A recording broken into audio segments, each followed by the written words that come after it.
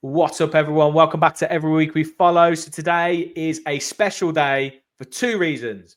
One, we've got Amy AVFC on the podcast from TikTok. And two, it's Fixtures Day. Yay!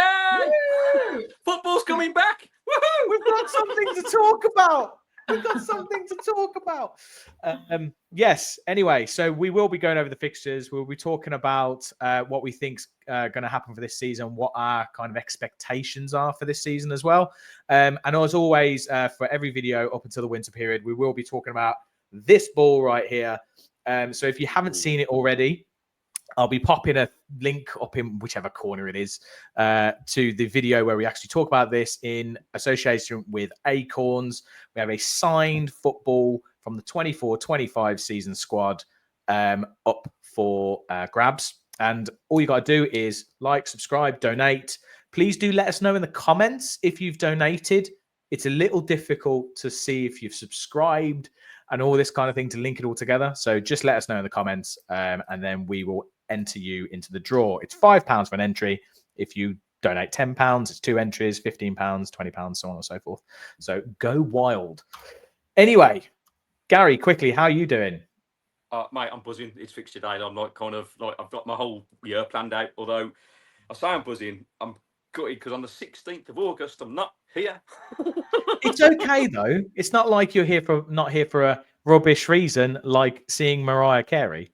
Oh, mate, don't speak ill of Mariah. My wife will be all over you. Like, you cannot do it. Like, she's number one. Like, it's not just Mariah. It's a weekend of Mariah and Michael Bublé, mate. This is like it's even worse. Christmas in August. What more could you ask for? Like, I should have been wearing a Christmas happy wife, happy life. Okay. Yes, thank you, Amy. Amy. Do certain things. It's just one game. You got to balance out all those trips to Villa Park, right? With Well, do you know what? Right, in all fairness, that will be our first weekend away together in about 15 years. So in terms of, because of kids' commitments and stuff, it's like, so I'm buzzing. The fact that we're going to have like 5 days, because we're glamping in this lovely bell tent thing. Like, I've just in no children and no football or whatever, and kind of, yeah, I'm excited. Although I did just say I'm going to have to watch the game. Like, it's going to, like, we're seeing Mariah on the Friday. Saturday I guess we were going to do stuff around where we were. And then Sunday's Michael Bublé. So Saturday, technically, and it's an early kickoff, 12:30, TNT Sports. I'm just praying there's either somewhere they've got it on there, or I've got internet reception on my phone at the very least. Yeah, they'll have it there. They'll have it. So obviously we have got Amy on, Amy AVFC from TikTok here. Amy, how are you doing? I'm very well, thank you. I think we'll talk about it. I think I'm pleased about the first game of the season, the fixture list being something to actually really talk about today. So it's a good time, sun shining, and yeah, very, very good. Yeah, brilliant. Yeah, no, it is lovely weather actually at the moment. It's actually a little too hot for my liking, if I'm honest. I hate to be that British person that moans it's too hot and too cold, but I am that person. Yeah, I run hot. I run hot, so I'm pretty warm. But yeah, so if you want an air-conditioned studio, oh, shut up, mate, shut up. I am talking about his own poverty. I'm so hot. Yeah, that doesn't count. Nice 22 degrees at the moment. I will say. I've had to shut my windows so that there's no sound from the outsiders come in. So that means I am really hot right now. But it still gets a little warm, and I have to press this button to turn it down. Anyway, that's proper first world problems. That is, mate. Well done. So Amy, if you want to tell us a little bit about how did you get into like doing your TikTok stuff? What is it that you do? Well, honestly, it's a bit of a hobby. So, like, obviously, I've been a fan. I've had a season ticket since I was 3 years old. Forced to watch the football, watch the Villa. I had no choice in the matter, thanks to my father. And yeah, a few years ago, I think I put a TikTok. I like to do little vlogs on my personal TikTok, just mainly for me to look back on, because me and my 5 friends are the only people that really watch them. And I did it was either Ajax or Lille away. I want to say Ajax because it came first last year. I did that vlog, and that one, I'm not going to say it took off, but at the time it was actually getting views and comments. Oh, wow. And yeah. God knows what else, because the Villa community had noticed it. So then my friend was like, oh my God, this is a niche. You should create an account separate to that. And I did, but I wasn't posting regularly. I still don't think I'm posting that regularly now. But it's kind of landed me some cool opportunities. It's been really nice to have banter with fans as well. And there's people that know me and recognize me from games, because obviously having been going to the Villa all these years, you do know people mainly by face. So like names I'm never as good at. But yeah, it's been really fun. And like when I was in Paris for PSG away, I was having people coming up to me. Some of them wanted photos with me. I was like, Kardashian, is that you? You've made it, Amy. You've made it. Well, I know. I've called my mum and told her. two things. One, you went to PSG away. Well, I went without a ticket to the game because I was hopeful. Yeah, I couldn't land a ticket. I did go to the other few last year with a ticket, but that one was hard to get. So I figured I'm just going to go for the vibes, just because on the off chance there was a last minute ticket available, I could go. But also I thought it could be the last time, potentially, not to be pessimistic, but you just never know how often we're going to be in Europe, and the vibe with the fans. I mean, from Ajax away, well, especially with Ajax, because that was a 0-0. The highlight of that day was being in the square with like all the fans, and like same with Lille. So yeah, went to experience that, I guess. Yeah, we had grand plans, and then it kind of fell. Was it? Well, I think I couldn't do it, and then you decided you let me down. I was all for it. Like we were planning road trip and everything. We were going to do the same as you, Amy. We knew we couldn't get a ticket, but I thought, look, this is like Paris away. Like it's kind of. I was like, it's fine. We'll make it. We'll go to Madrid. We'll go to Madrid instead. I did think to myself, I'll get a ticket for Madrid for sure. Well, I'll tell you what, that home game, my God, when John McGinn scored, all I did was turn the gas and go, "I'm going to do this. We're going to do this." I was the same. I was exactly the same. The feeling we did win on the night, you know. That game, I thought we'd win the Champions League if we beat PSG. Call me the deluded fan. Yeah. Arsenal fans were all saying to us that they'd rather have PSG than us because we're a bit of a bogey team for them anyway. We could have done it, but it just wasn't to be. And it's so close. So close. The memories. 3 minutes added time in that game. 3 minutes. I don't want to blame the ref, but it's the ref's fault. Yeah, Asensio just needed to bury that chance, mate. Asensio just needed to bury that chance. That's all it needed. So he wasn't going to do this. We're going back. He's got the trauma. Look, stop. Right, okay. Anyway, this is Fixtures Day, so we're looking forward. But the second thing, actually, Amy, was you interviewed Juan Pablo Angel, right? I did, yeah. This is amazing. So, Amy, that was Spanish. That popped up on my TikTok, and I was like blown away. I was like, this is awesome.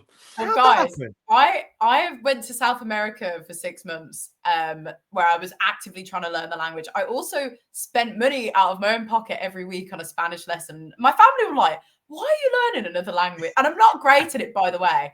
But there was just genuinely no, other than impressing my mates in Barcelona last year on a hen do, there was like no real reason it was ever going to benefit my life. And then I saw the opportunity and I was like, this is it. It's all come down to this. My childhood hero, Juan Pablo Angel, is in front of me. I'm going to speak Spanish. And he loved it.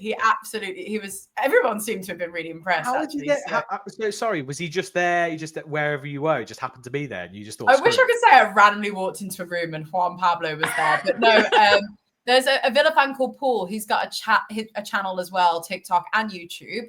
And he basically also connected with me and said his mate, I think it's RPG Promotions, I hope I've got that right, kindly invited me to a night with Dion Dublin, John Gregory and Juan Pablo. They've flown him out from Colombia for that night. And I was really fortunate. I got to have a little backstage, go up there. So I've also got a video with Dion as well. Unfortunately, he didn't speak Spanish, so it wasn't quite as impressive. Not quite the same. And then the Hammer Dion Dublin. You know, like, yes, the man, the myth, the legend. And do you know who else was there? Tom Ross. Now, I walked into. I feel really bad about this. I grew up listening to Tom Ross. I respect Tom Ross so much. He's the only Blue Nose I'll listen to. And I said to him myself, I said, you are the fairest, like, most neutral fan. You know, I would never be able to say some of the things about Blues that he will say about Villa in the name of the game, you know? Yeah. Anyway, I didn't recognise him off the cuff. I recognised his face, but of course he's more of like a voice I hear rather than, and it just dawned on me. So I didn't interview him and I'm still kicking myself over that, but I spoke to him afterwards and I was like, I'm so sorry. I went up to everyone, not you. And, a radio presenter, I'm afraid. Who knows? Yeah.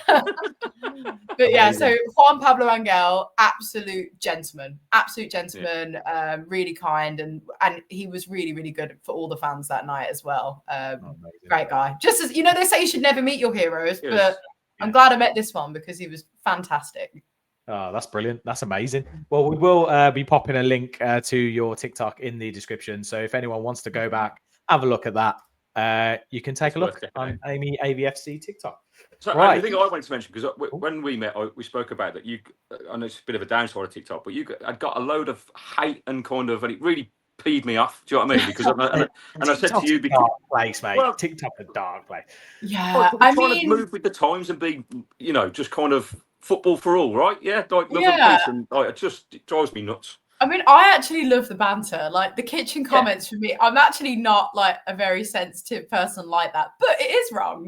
And I know that I get most of the hate because I'm female. And I'm also quite a girly girl as well. I don't play football myself. I'm very I like fashion. I work in fashion. So it is quite a contrast. And I think people just sort of see me and think, oh, she knows nothing. And to be honest, like, think what you want, but I've put a lot of men in their place on nights out. We start talking about football and they think, when you see a girl in England top and you're like, oh, she's just wearing it for the Euros.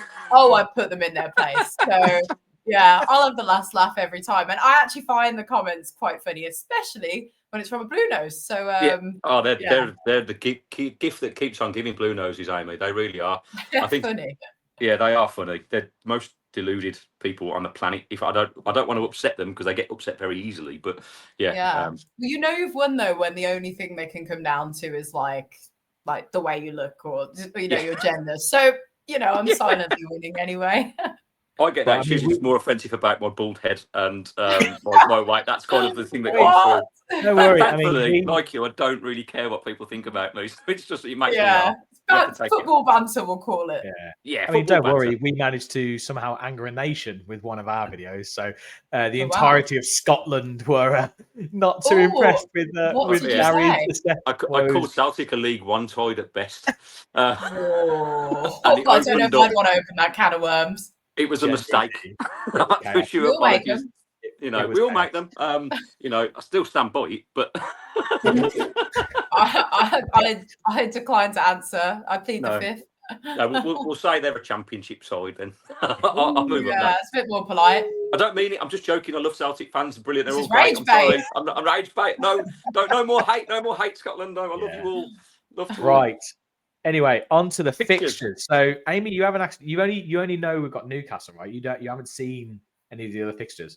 Yeah, I thought it'd be really good in real time to see my reaction. I was just glad to find that it wasn't Crystal Palace first. So, they're not first, but they are. Stop it. Are they second? They are third. Well, second. God. Let's just call that one. Yes, the opening five is Newcastle at home, Brentford away, Palace at home, Everton away, and Sunderland away. Now, that's 15 points. Mate, well, I think the thumbnail for this is literally going to be off to a flyer, 3 points, 3 points, 3 points, 3 points, 3. I'm actually, other than the Palace game, I'm actually pretty happy there. Yeah. I actually do think that I know we have a good record in recent times against Newcastle, and it's really hard to say, obviously pre-transfers and see what happens in the window. But I always worry against Newcastle. They've got a very good squad. Yeah. Now I always find that I worry, but then I always find that I didn't need to worry.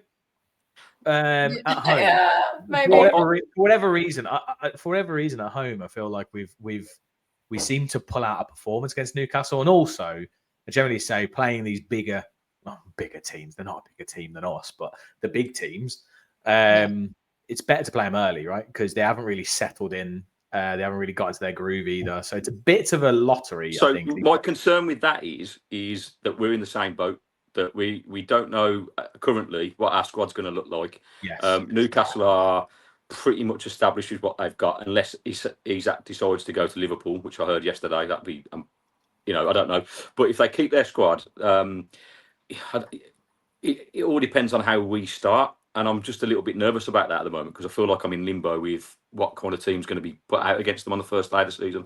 And like you say, it's pretty even because they're in the same boat. But a good start at home is inevitable, and this is our first home game in like 5 seasons, I think. Yeah. You mean opening day? Yeah, I was going to say we've definitely played home games, mate, in the last 5 years. Yeah, you didn't let me finish again, James. Stop talking over me. You'll get in trouble again in the comments.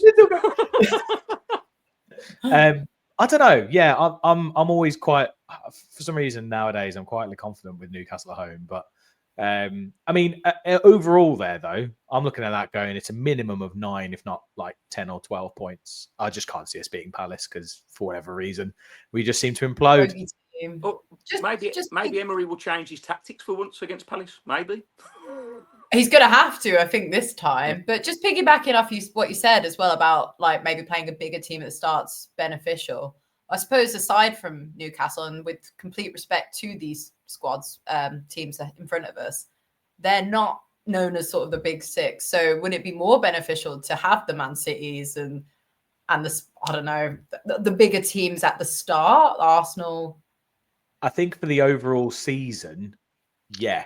Like as in, I think generally I quite like playing the bigger teams because also it's kind of a thing of like, you might pick up a result here and there, you get off to a poor start, but then you hit this like run of teams that you should be beating, and then you gain a bit of momentum as you head into the middle of the season.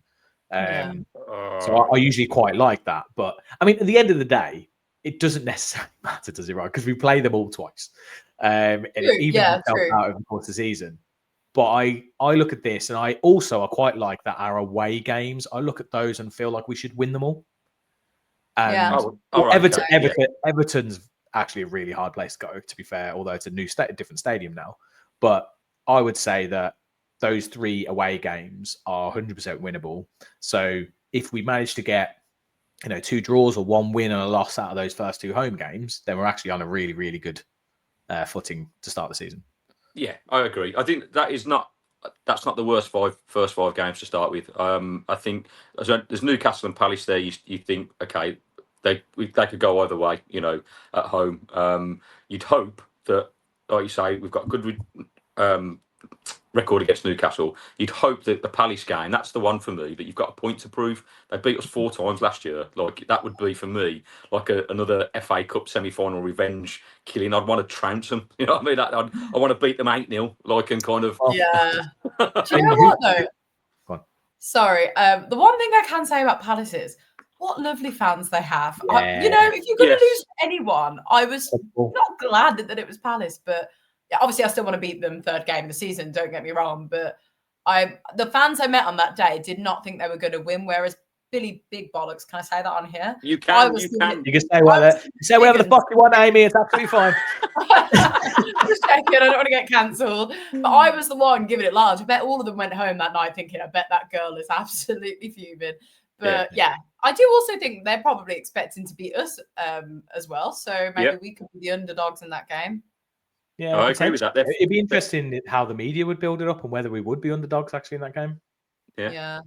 Well, hopefully, I mean, with the transfer window still open, if we could steal some of their players, I'd take Mateta or Eze or Adam Wharton. Like, let's weaken them. Very quickly on the Eze thing. Like, I mean, I've seen we've been linked with so many players and stuff, but definitely, apparently, Eze's got like a 46 million release, which I'm like, actually, that's really, really reasonable. 46 million for Eze. Well, if it wasn't for financial fair play, I'd say, why don't we target him? Yeah. I agree, that's reasonable. But PSR, I'm not talking about PSR. On this Sorry. You just did. No, it's just driving me insane. And to be honest, if it's not PSR, it's SCR, so it's the squad cost ratio. It's piss off. Like, there's too much. There's too much going on there. But the thing, what I will say about Eze, like, having watched many interviews with him, because I am an admirer of him, I think he's a great player. And he sounds like he's worked incredibly hard to get to where he is. So he's 26 now, and I think he's basically played for most London clubs, like through his career. Like, he was at Arsenal, Fulham, I think QPR. Like, he did the rounds to get to that pro level, and obviously he ended up at Palace, and where they've nurtured him. I think he's rooted in London. So I think if he was going to go anywhere, I don't think he wants to uproot his family. So I think it would have to be another London club. I don't know how interested they are. Like in terms of you're looking at who could he go to? Chelsea, Arsenal. Are they going to look at investing in someone like Eze because they've got players that already play in that position? So the four clubs that are apparently interested, although I feel like everyone would be interested, but the four clubs that are in for him are us, Newcastle, City, and Spurs. So it's probably more when I saw Spurs. Spurs, I was like, although Birmingham's only quick 2-hour trek. It's not far. It's not far. It's all right. It's not too far. Mate, I'll tell you this for free, right? I am travelling the country taking my daughter to play football, like to Mansfield and Chesterfield, right? And as much as I love it, the travelling 2 hours every time for a game is a killer. Like, but he would not be driving, Gary. You got to remember, right? He'd be in some like kind of nice car with a driver. Like it's not quite the same as you and your little or a helicopter, like Peugeot 1067 or whatever you drive. Anyway, right. Next up, I've got the festive fixtures, which is always. I've just looked at these, mate. This is the one. Brutal, that is. Oh. That is horrible. Do you guys remember that? Do you remember that Christmas? They called it Black Christmas for us when we lost, I want to say 3-0 to Wigan, 4-0 to Spurs, and 8-0 to Chelsea. Oh, remember that? The trauma? Yeah. No. I'm bringing it up. I'm triggering everyone just to say it can't be worse than that, right? Yeah. It cannot be worse than that. Well, that was the worst Christmas of my life, actually. Yeah. It's not a great one, though. This isn't good. That Chelsea 8-0, I was out on my work's Christmas party, and it was horrible. In fact, I think I just left after the game. I didn't know. I was like, that's it. Show your face after that. Yeah. Also, no Christmas celebrations. We've actually recently been quite poor over that kind of Christmas, like November, December period. It's been quite difficult, especially last season. Was it? We went the longest run. I think it's the longest losing streak Emery had in his career. That's interesting. I don't know if it was in his career or with just with Villa, but it was like 5 losses on the trot or something, wasn't it? So I mean, Man U, they're a massive wild card this season. No one knows how they're going to be, whether they're going to be any better, whether they're still going to be terrible, relegation fodder.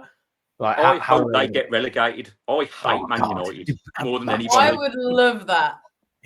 They get relegated, Wrexham come up. What a story. Oh, that would be, I would love that so much. That'd be incredible. I mean, for me, the big game, standout game here for me is Forest, because I'm in the East Midlands. My wife's from Nottingham. All her family are Forest fans. So they were gloating the entire season this season until we managed to leapfrog them towards the end, which I was like, which we said we would do. By the way, yes, I did say we would do. I did say we would do it, but I still think that 2-1 loss against Forest was the one that did it. 1-0 up in 87 minutes and lose the game 2-1. Devastating that was. Hey, we draw that game, we get Champions League.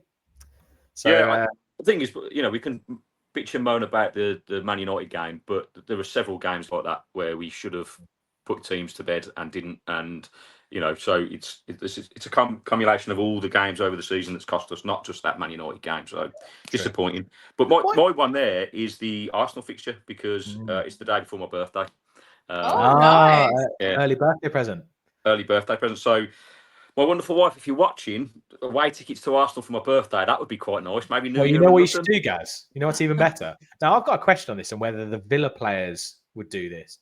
Guys, you need tickets to Chelsea away, and then you can just stay in London for the weekend, and then go to the Arsenal game on the 30th. So, would the players bother coming back? It's only 3 days between. I can't imagine. No, not. Seems a bit pointless. Well, I don't know. Emery wants to get his video analysis on the go. He wants to do all that on all his training, right? If they're flying by plane or helicopter, mate, it's going to make no difference. It's like a 45-minute journey. Yeah. To be fair, if they're flying by plane, you're right. This is quite good for me if I get a ticket, because I actually live in London, so that's lovely for me. Chelsea's not too far. You got to be focusing on those 2 fixtures then. That's like 3 days apart. It is quite funny now traveling back for home games. To be honest, it's quite a strange thing to go back to Birmingham, but yeah, it's quite nice how many London fixtures we have. Selfishly. So what do you I do used Arsenal, to though- have. Sorry, go on. oh, sorry. for evening kickoff? So when we have like an 8 o'clock kickoff at home, have you, like, do you stay over? Do you kind of like travel? I've stayed over with family Yeah. for the late, and we've had a few bonkers ones as well at random, like Yeah. I don't know. We've Tuesday had a at bunch 8 of o'clock, really random ones. 8:15. Yeah. Yeah. The Friday night one's the one. They're horrible. Or like there's Yeah. a new like is it Sunday 7 o'clock or something? Is that like a weird kickoff?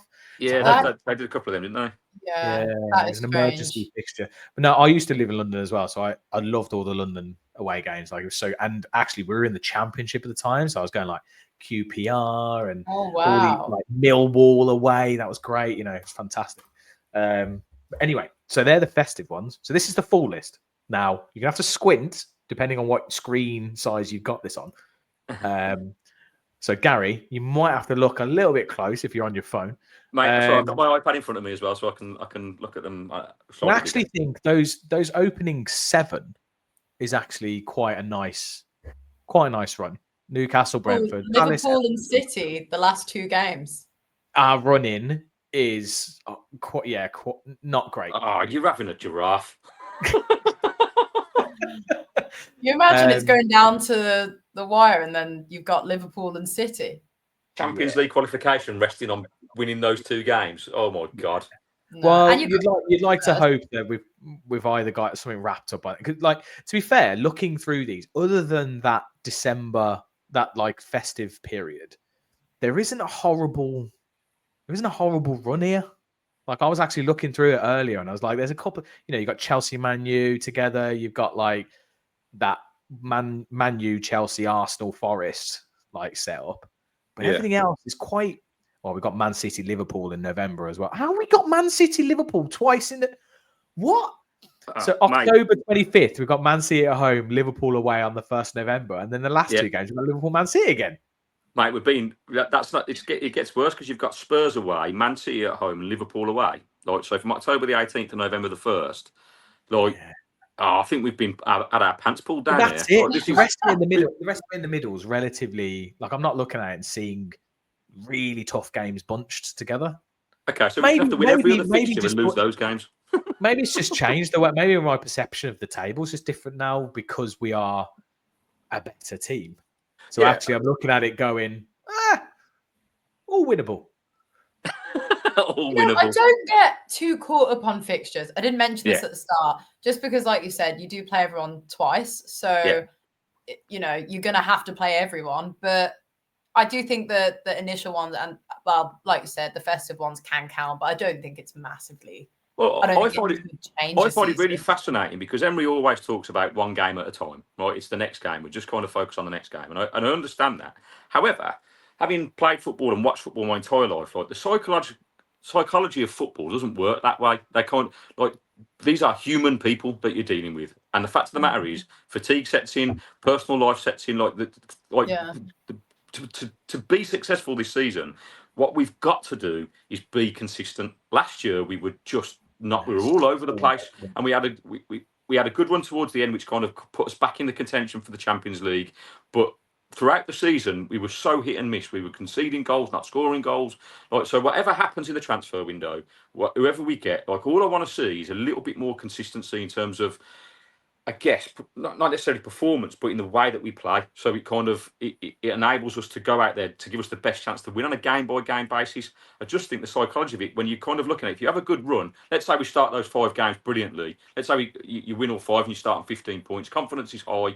You go into the next run of games thinking, okay, they're all winnable then. But if you start poorly and you're playing catch-up before, suddenly when you get to October and you've got Spurs, Man City, and Liverpool, and you haven't picked any points, you go, well, that's 9 points that we're not going to get, and it kind of it goes from there. Now, obviously, I'm hoping that these are elite athletes and they don't think like that, but I can't help but think in some of the performances that we've seen that happens because think about how flat performances have been when the games have really mattered. You know, it's hit and miss for me, but there you go. That's my opinion. So you spoke about success there, Gaz, and like consistency over the season. Brings me on to my next point is, what's our aim next season?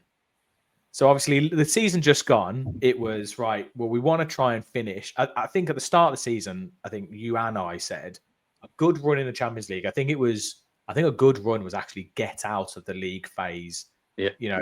Do what we can. Some kind of cup run of some sort. And we said Europa League. Like I said, Champions League was always going to be a push. We always felt actually it was a bit of an overachievement the season before last. Yeah. So this season, what are we feeling is what we should be aiming for? What are we looking for? I think silverware, mate. I think for Emery to have a legacy that says I've achieved something at Villa, he needs to win something, whether that be a domestic cup or the Europa League. I think he'll be focusing on the Europa League to get Champions League football because I think that's what the owners want. I think if we achieve that, it might cost our league position, but apart from Crystal Palace in the Europa League, I fear no one. So, do you think Spurs give a rat's that they finished 17th and got Champions League? Well, yeah, exactly. So that's because it builds now for them for the transfer window, doesn't it? Players are going to want to go there. London-based club, massive following. They've got the facilities, and now they've got Champions League football. Players are going to want to play there. It's simple as that's what brings in the quality players, and that's frustrating. But we need to kind of get back to that because we're so close. I feel like we're so close to something great, but it's come on. In Gary's words, it's Watkins. Is usually his. I am that person. I'm going to answer the actual question, but I always feel like with Watkins, I'd actually be happy. Not happy, but I'd be okay with him being the one that leaves this summer because of all the chances he's missed that have cost us, to be honest. I think he gets a lot of goals, but he misses a lot of chances, Amy. Especially the easy one. I've been saying it for years. And when he had that exceptional season last season, like the season before with England as well, everyone was like, you hate Watkins. And I was like, no, I don't. I love Ollie. He's done a lot for us. And also I was definitely hyping him up big time amongst all the other England fans when he got that goal. But he just misses so many chances. And anyway, I digress. I'm going off on a tangent. No, because I had a chat with my father-in-law yesterday about Watkins again, because that's what we do. Right? And he pointed something out to me that I haven't mentioned on the pod before. And I think these are three critical things that actually Watkins not lacks, but needs to improve on. One is his balance. Right, so watching highlights, if you look at him with those easy chances that he misses, he's often not set in the correct position. Now, this is being hypercritical at looking at the way he's positioning his body. If you disagree with Gary, please let us know in the comments. I'm sure you will. And then, so balance is the one thing. The second one is his first touch. His first touch is. I'm sometimes like, how have you made it as a professional footballer? Like I look at my daughter who's playing. Like her touch is better. Like I'm like, those moments that just take you away from a defender that gives you the chance to get that shot away. And sometimes just taking the touch and not going straight for it as well is a problem, And then the third thing is his hold-up play in big games. He goes missing, and he doesn't. Like Man United was a classic example of that. And but still he brings the numbers. So people will come at me and go, well, he scored 13 goals for the last 3 seasons. I go, yeah, but he should have had 30 goals in each season. Yeah. That's the difference between Champions League and not Champions League. We were 20 goals short this year, and that's why we've missed out on goal difference. So this is a professional sport, right? That these guys are paid a lot of money. They train every single day, right? So why is improve? I'd like to think if I was just practicing shooting on a daily basis, I'd get better at it. Yeah, me too. I also think it'd be a good time for him to go. He's got that record now. Nice note to leave. And also he's 29, I want to say. So we're probably going to get the most money ball back. I reckon one more season. I don't think he'll score as much the next year. I don't know. I just think he's deteriorating in the nicest way.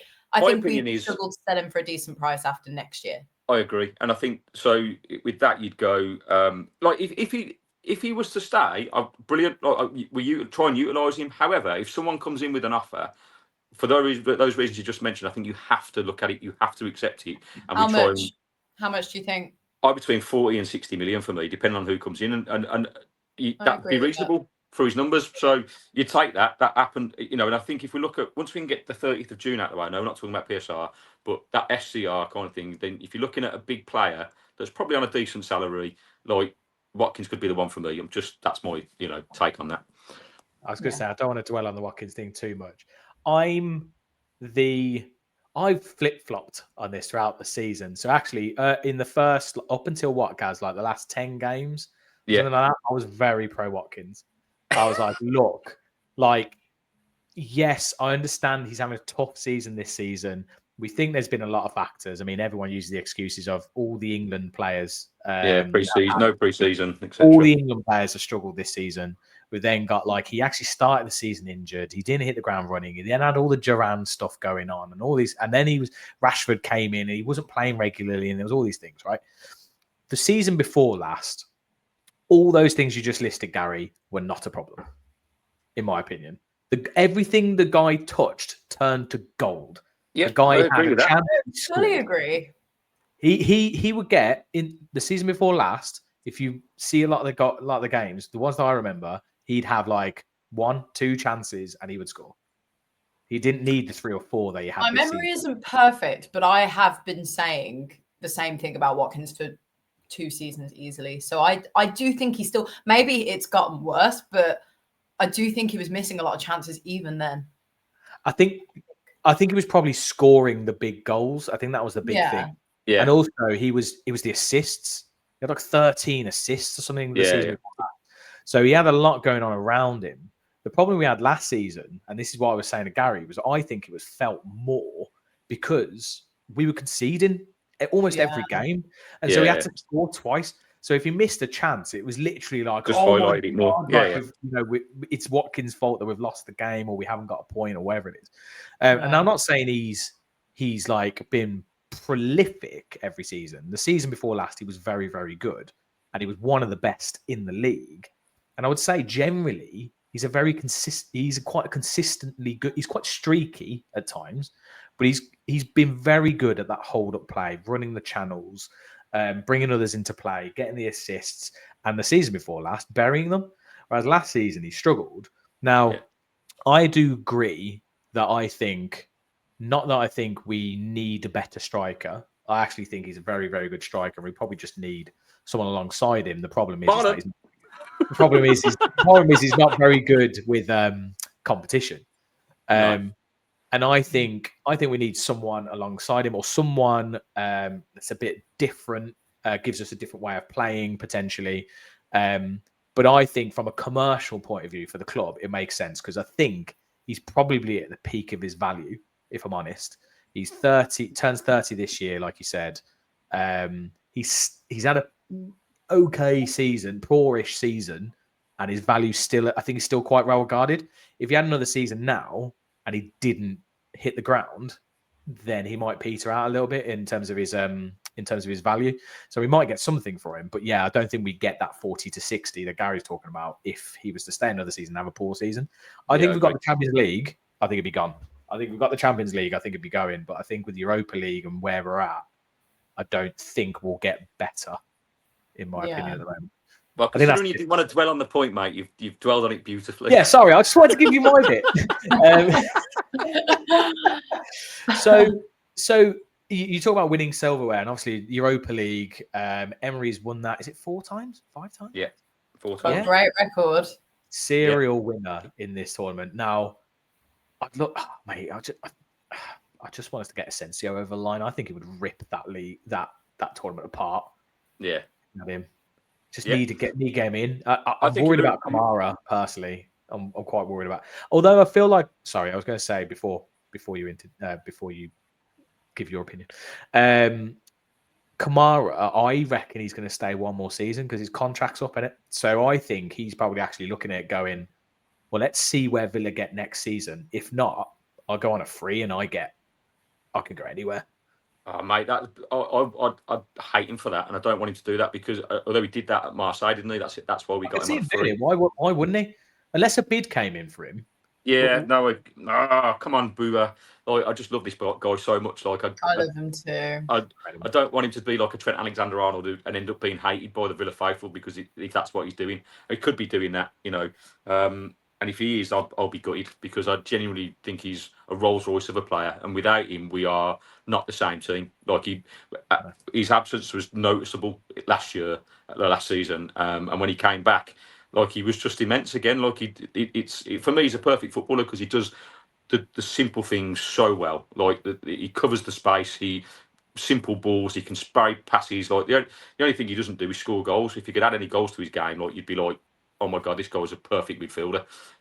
So He yeah, did please score don't. one, didn't he, at the end of the season? He did, Didn't he? yeah, A which was rocket. brilliant. Yeah, Yeah, that he was did. a beautiful moment. Yeah, It see, was. thank you. I almost cried. I was like, oh, I I'm know. so I happy. was, I'm I was so like, happy this is just perfect. Please Yeah. don't leave. Please, Boomer. If you watch You know it, what though? don't. Like, I would be absolutely devastated. Also, I think everyone would be. But you got to remember, it's his career, and I don't think Yeah, of course. anything is against the club. And he has given us a lot when he's not been injured. So I try not to have hard feelings directly, unless you're Fabian Delph. I don't really have any direct hard feelings towards you, and that goes for the likes of Grealish as well. I understand players wanting to move to better their career, and if you can get more money or it's an easier 100%, transition. 100%. I just try and be level-headed like that. But I would be devastated. Also, you'll find me crying, of course. But well, I think you're right, James. I think if we get Champions League next season, I think he'll stay. I think he'll negotiate a new contract, and because rightly so, that's the other thing. Like you just said there, Amy, and I agree, is that these types of players deserve to be playing at the highest level, and that is the Champions League, and that's where they want to showcase their talents. You know, and that ultimately you're only in a handful of clubs that are going to do that on a regular basis. So if an opportunity comes along, of course you're going to take it. There's no hard feelings. I just think personally, for me, there's certain players that I just think are irreplaceable. One like Emi Martinez, two Boubacar Kamara, and probably at the moment with the season that Tielemans had last year, him as well, because you've got a core of a team there that can win you games. You have 100%. So I think we have to, if anything, the business we do this year is get them signed, sealed, and delivered if we can. You know, and hopefully they can perform and like they have in the last. Well, Boubacar Kamara since he came, and Yuri last year was a revelation for me. I was really worried when Dougie left and thought, oh no, you know, and actually he's just stepped up to the plate and been arguably our best player by a country mile. So I mean, there's some players, isn't there, that like I hate to say it, I'm just kind of resigned to Emi leaving. I feel like he is going to leave. Mate, stop it. I feel like he is. I feel like I don't know where he's going. I've changed my mind on it. I think next season, I think he's going to stay and hopefully win a trophy with us, and then he'll go. Yeah, I agree. Right, because did you see his wife? His wife was on BBC WM last week. Yes, right? I did see his wife. Yes, and she basically said he's a super emotional guy. He was just overwhelmed by like the end of the season kind of stuff, and maybe a little bit gutted that we hadn't kind of won anything. And she's opened a brand new boutique in Tamworth. Right, if you were moving away, why would you do that? Do you know what I mean? Like that's what I'm saying. It's I'm clutching at straws. Come on, Emmy, just one more season. Win us the Europa League, and then you can leave with my blessing. Everyone's a winner. I always say there's no smoke without fire, and I just feel there's a hell of a lot of smoke going on with Emmy at the moment. I'm just like, I don't know. It is all down to this 30th of June thing. I also actually think I don't think he's a 30th of June play. I think he's actually a SCR play. Like, I agree. We need to get those wages down. And he's a really good opportunity to do that, and we get a fee, so it's like kind of a double whammy. Whereas like Luca Dean, we probably won't get as big a fee, but we get his wages off the books if he was to go. So, but yeah. Anyway, and so Gary's obviously said silverware is the aim for next season. Amy, what are you thinking? I agree. I mean, all these years now, we've been getting better and better and better. How we don't have a trophy, I don't know. But we do, in my opinion, deserve one. We got to go again. I also think we should be getting Champions League. I know I'm being greedy here, but I've said this time and time again, the way we've competed with the elites, look at PSG at home, fantastic. Bayern Munich, we beat them. I think we're just so capable of doing it again, and that's where we should be.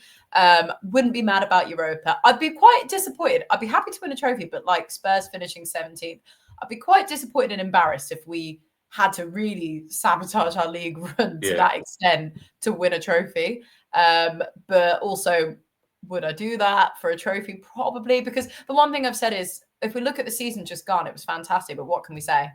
What is memorable in 10 years when you look back at that season? Whereas you won't look about like Spurs fans were finishing 17th, like last year we won the Europa League. So silverware is definitely paramount for us, I think. But I do think we should be up there. Easily top 10, but I would like Champions League. Why not go for gold? That's what big teams do, right? And we're a big team. Elite mentality. Yes, Amy, love that. Love that. Yeah. Exactly. I think we're definitely capable. I mean, this season we almost got Champions League with Champions League. So, like, you know, it's not a case of we can't do it. The thing that I hate now, the thing that I loved about the Champions League was that we were just these underdogs in the thing. We haven't been in it, well, not never been in it, hadn't been in the Champions League, but we hadn't been 42 years. Yeah, we hadn't been in the thing for God knows. And so when we came up against PSG and Juventus and Bayern, all these teams, it was like we were the small fry in the Europa League. If we don't get the semi-finals, it's a failure. Like everyone's putting us down as a favourite now. I think I haven't seen what the bookies are saying, but like thanks to the record that Unai has, everyone is expecting us to win that one. So I do feel like semi-final minimum. As long as we don't get Palace, I think we should be all right. Yeah. Well, is it me now? Do you think? I don't know why I look at it now and I'm like, if I look at it and go, we have to win the thing. Like I'm sitting there going, we have to win the thing because Spurs have just done it and Man U got to the final, and I'm just like, this should be a doddle. This should be a doddle. We don't want to say that, James. We don't want to say it's that. almost disappointing if we don't win. Like it's almost like the thing of I don't care. Like I feel like it. I won't be like this in the moment, but if we won it, I'll be like, oh yeah, cool. Spurs did it last season. Like, it's always the kind of thing of like now they've done it. Now I'm always like, now they've done it. It takes the sheen off it. I agree with that. I agree. In fact, I was thinking the same thing when it was Spurs and Man U, but I was like, well, one of them are going to win it anyway, so therefore it's still not going to be as impressive next year. But still, it's bragging rights. It's silverware. I'm so sick of fans commenting saying, but have you won anything in the last however long? And to be honest, at least we can say we have. Yeah. And it's not, I know, and this isn't a Mickey Mouse trophy like the Carling Cup, you know? So yeah, we'll take it. Let's not move the goalpost. They're nice too. I just hate it. I just hate it. Villa, unfortunately, we've been this team. Me and Gary were saying before about the Man U thing. We're just bottle it. We just bottle it these really big moments, or the big moments that are going to push us over the line or whatever. It's just never quite do it. And so I do worry about the Europa League. So I'm sitting there going, we have if we're going to get Champions League, we've got to do it by the league. I think that's what Emery's got to do this year, isn't he? He's got to turn that bottle job mentality into elite mentality. This guy's won this tournament 4 times, so he's got to be telling them when they come back for pre-season, look, this is the aim. I expect us to win this. Like, there's no excuses now. We've kind of been building something. We know how we play. We've got a set way how we play. It's about the players now stepping up and consistently performing when they need to, because actually we have got a decent squad. Like, regardless of, even if you had just the squad that we've got now and we didn't make any signings and we kept everybody that we've got, a fully fit team, that squad is good enough to go and cause problems throughout Europe. They proved that last year. Right? It's all about consistency now. Obviously, as players age, sometimes pace drops off or whatever, but we've got a relatively young squad as well. Like, so it's not as if we're an aging squad. Like, we've got all the right ingredients. It's now about just doing it. That's what's got to happen. We've got players. I was going to say, we've got players that did it. We've got Marlon. It's basically a new signing. If Doner Kebab does not play next season, I'm gonna go bonkers, because mate, if he doesn't play, his ball's not going up for. I'm gonna eat the ball. Every time he's come on, he looks so good. I'm like, come on, he's got to be. So Matson's gonna be our starting left back now. I think like Dean, he's lost his place, so I feel like Matson's there. Marlon has to be in that core team. Like, I feel like he needs to be playing week in, week out. And why do you think that he's not? Do you reckon he's not fit enough for a whole game, or no? Well, we spoke about this a little bit, and I think that if you my theory was he was sleeping with someone in the Emery family and got it all wrong, and like he's trying him and just gone. Sorry, mate. The first time, the David Moyes thing a few years ago, it just happened. You just don't know, do you? Like, you just sign someone and just not play them. Sorry, you're not playing the Champions League squad, and we're never going to put you in the team. What have I done? Like, to be fair, although I think Onana breaks this rule as well a little bit. Other than like Torres, who had played, and I think Moreno, who had played under Emery previously. When he makes a signing, he beds them in very slow, and it is usually the second season. It's almost like like Tielemans, for instance, is another example of like the next season. Mate, any slower, and he'll be back at Dortmund. No, but I would hate that as well. If I signed for a club and then I'm just on the bench, like. So I think that the loan signings did him. Right, the loan sign is massively doomed because Rashford coming in, Asensio coming in, Rashford playing out on the left meant that we couldn't have a wide right attacker because you've got your left side, and then when Rashford got injured, You then had he had to play Rodgers, but he also wanted to play Asensio. So it was all messed up. Not messed up, but it was messed up for Marlon because of that. Yeah, but And I think I it got to understand the that to a point. certain I degree. think it got to the point there where it was coming to the end of the season, and Emery was like, "Well, I've got to play these players that we brought in. They are a level above. We need them to get us over the line." And I still think Marlon next season is going to be a massive player for us. I think he has to be. Well, I hope his head's in the game, because you've got to kind of, again, the psychological of it is that he hasn't played, and even when he's had opportunities where he could have played him in the FA Cup or the league against certain teams, he didn't choose him. No. He still continued to go with Rodgers on the right, who looked exhausted and burnt out. And you just go, you've got someone fresh that you can use, and you're not doing it. So that's a concern for me. Again, I don't know if something has gone on. I don't know why he hasn't played. I agree he could have a big part next season, but it didn't make any sense to me. There were certain games last season, towards the end of the season, where he should have absolutely played and got minutes and didn't. And so there has to be a reason for that. Well, it's also like, does anyone know? Let us know. I don't know if Emery knows where he wants to play him, because he seems to. The thing with Marlon is he's not like a wide right winger, is he? He comes very narrow. He's almost like a second striker. Yeah. So and that's why he's generally actually brought him on to replace Watkins. He's actually brought him on as our striker. So maybe it's a little bit. I'm happy for him to replace Watkins. So if we sell Watkins, then maybe he'll get a bit more game time. There you go. Yeah, I mean, maybe he's also he's working out that system, and maybe I said to you a million times, I'd love to see Marlon and Watkins together up front, because I think Marlon plays off the shoulder, creates that space that allows Watkins to flourish as well, and they can each play off each other. Whereas he seemed to bring Marlon on for Watkins, which was a little bit frustrating. I don't know. It'll be interesting to see how it goes. It'll be interesting to see in pre-season as well how things set up. I think we've just had a couple of games announced for pre-season as well, haven't we? Yeah, you got Frankfurt and Roma, haven't you? Roma's the home one, isn't it? Yeah. Warsaw. Yeah, so that'll be interesting. The best stadium. But yeah, I mean, there are players who haven't been necessarily featuring quite as much, who could feel a little bit like new signing without signing. Yeah, the ones that have been bedded in, like you say, they've got their time, hopefully, this year. Tielemans, with his injury, is he going to be was it bad? Do we know? So I'm wondering how much of a part he'll be playing. That's a good question. He played he played for Belgium, didn't he? Did he? In the friendlies recently? He scored that banger. He scored the first one, but yeah. Oh, so he must be fit then. Yeah, he's fit, because I saw it, because he scored a fantastic goal for Belgium. It was square, it was kind of he shifted his body. It was really, really good finish. Oh wow. Yeah, I'm excited to see Yuri play again. I'm really excited. I just hope he stays. There's been lots of rumours, because that interview that he did about that was it was to do with that. Yeah, wasn't determine where he'd be playing next year. I'm like, what? What's he saying? No, Yuri. Why would he say that?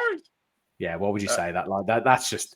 I think that's. I want to say that was bad translating. No, I think he's probably gunning for a little bit more money. I think the contract that he was on when we signed him as a free, I think he's probably gone. Well, actually, I've been the most consistent performer for the team. If we're going to be bringing players in, and you're going to be offering, obviously we've got to reduce the wage bill first before we offer it. But anyone we bring in, we're going to have to pay reasonable. And if you want to keep him, you could be saying, well, actually, I've got offers from X, Y, and Z who are playing in Champions League. If you want to keep me, you've got to pay for me. And he'd be well within his rights to say that, because he's put the numbers down on, so again, get it done, because what he means to this team, if he can have another season like he did, I think he's worth every penny. So yeah, get it done. Come on, Unai. I think, and then just to finish on it. So I was thinking about what I thought success would be, and I'm usually a little bit more I don't want to say realist, but more downplay. I like to set that bar low and overachieve. That's usually how I go. So I think Emery has consistently talked about consistency, and I think that consistency is just Europe. I think that so if we can continue, not the Conference League, because it's just this Mickey Mouse Cup, the Europa League and above, is where I think we have to aim every season. And if we get that consistently over the next 3-4 years, all this PSR nonsense and all that kind of thing slowly kind of fades away because we've got that consistent income, and our commercials go up because we are more widely known around the world and all these kind of things. So I think challenging for that Champions League, being in the talk, being in the discussion is where we should be. I don't think not getting it is a failure. I think we have to get Europa League minimum. Winning something would be fantastic. If we can win the Europa League, that's probably the one you want to pick, right? Because it means you're in the Champions League next season. So if you're gonna win a tournament, win that. Don't get Europa League places and win the FA Cup, because that'll just be frustrating. Well, Pau Torres, he put a statement out yesterday. I think he was interviewed by somebody about his expectations, and so to end on this would be quite nice. He basically said FA Cup, Europa League, and Champions League qualification. That's what they're aiming for. Now I don't know how true that is. It could just be social media speculation bullshit. But if that's what the other downside to that is he needs to improve massively if we're going to achieve those things, because he was terrible towards the end of last season. But we should be achieving that. That's what we should be saying. Yeah, we should be. Yeah, like I said, we are a big club and we want to be we want to be a top 4. Can we be? We'll talk the big 6, whatever. But that's what we should. Why not? Why not? Why not aiming? Yes, I agree. It's the only way you're gonna break up the big 6 cartel is by having, because it's the commercial revenue that you gain from consistently being at that level. Because like we actually brought up a chart on like our last video, which was around like the revenues and stuff, and our commercial is like, it's lower than like Marseille and all these teams. Like it was like 37 million. And I think the next closest around us was like 60. And so we got revenues from like the broadcasting rights, but our commercial stuff is so small. We just don't make money from things like shirt sales and tickets and all these kind of things. We just don't. Sponsorships, we don't get enough. We haven't activated the sponsorships. That's the difference, isn't it? It's one thing having a sponsor; it's activating them where you're actively involved with them and you're doing projects that are kind of then get you noticed around the world. There's also a lot of stuff we don't have. Weirdly, we don't have like a sponsor on our training kits. We don't have any, like, there's loads of stuff that we just don't. It should be Acorns. Yeah, it should be Acorns. Get the ball out. Yeah, get the ball out. Come on. Yeah. Anyway, on that note, I think I'm probably going to end it there. Like Gary actually just alluded to, yes, please do scan, donate. Please enter into our competition, which we will keep you updated about how things are going on. Thank you so much for Amy for joining us. It's been wonderful having you here. Thanks for having me. Thank you. Yeah, it's been really, really good. It's been really interesting to have another opinion rather than just me and Gaz waffling on about the same things every week. We will be back, I think, on Monday again for our general kind of transfer update, see how things are going. If anything's happening, let's see if anything's moved, because it's just boring. And for an update on the ball. Woo. Yes, and an update on the ball, obviously. But as always, guys, thank you for watching. If you're new here, please do subscribe. If you liked it, give it a thumbs up. If you disagree or agree, pop it down in the comments. We like any chat. What's your favourite sandwich? What do you have for dinner? Like, just pop it down there. We just want to talk. We just like chatting. Anyway, Gaz, any final thoughts, or do you want to just sing us out? I'll just sing us out because we've been going on for way too long. So every week we follow the boys in claret and blue. Yay. Peace. Bye, guys.